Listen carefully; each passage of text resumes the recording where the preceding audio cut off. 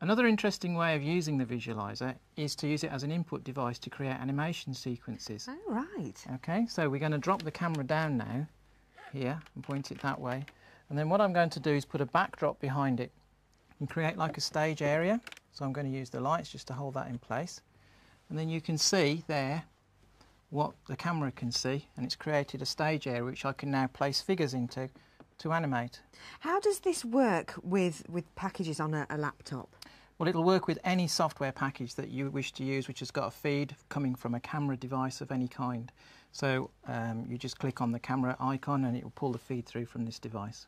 And is it quite robust? I mean, little hands and little fingers can get in there and have a go? Oh yes, no problem at all. Yeah, it'll stand up to all of that.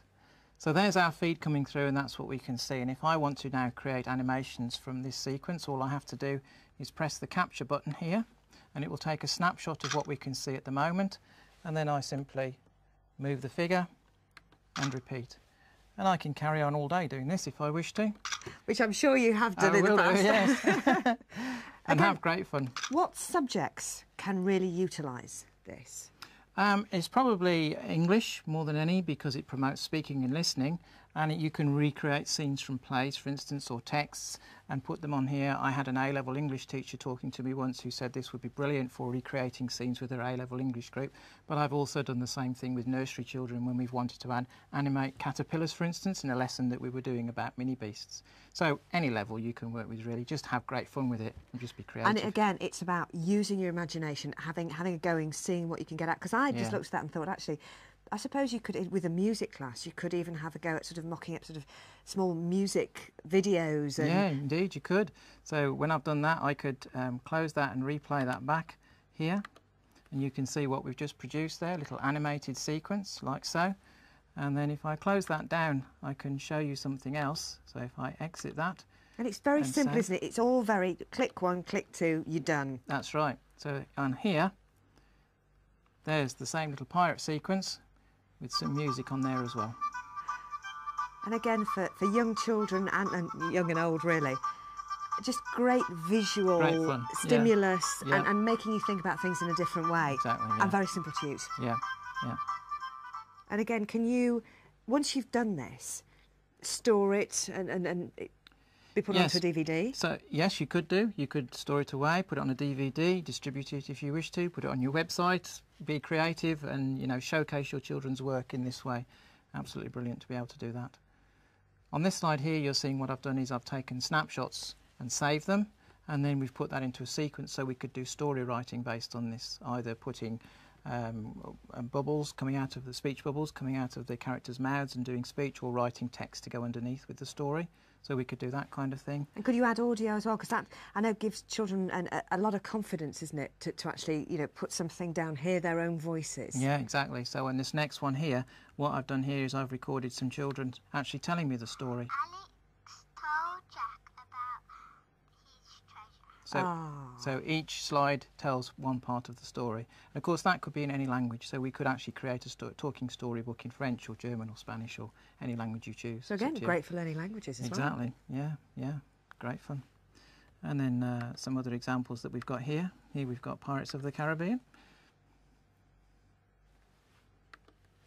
So really, it is just all about using imagination. Yeah. And I suppose you can use figures, you could use... You could use plasticine as well if you wish to. If I go down here, we'll show you an example of that. So here's a slide where we've used plasticine to model with exactly the same technique, but using plasticine instead. I love that. It does actually make me, it suddenly makes you just want to go, oh, I'd like to have a go. And yes, it does. It's very hands-on. It really kick-starts your enthusiasm, doesn't it? It's brilliant.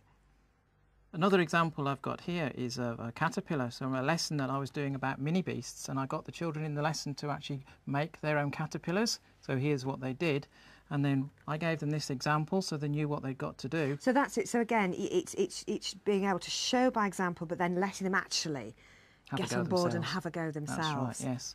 So this was what they did at the end of the lesson. They created the caterpillar and then they animated it, made it crawl across the screen. And I've done this with nursery children. We've actually had nursery children doing this activity.